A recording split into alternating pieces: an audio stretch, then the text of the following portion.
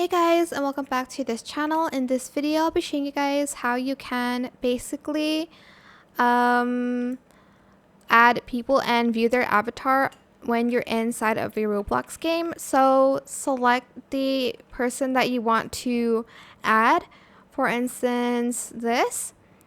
Then you're going to select friend request and you're going to select it, and to view their avatar you're going to select examine avatar, and it's going to bring you to this page.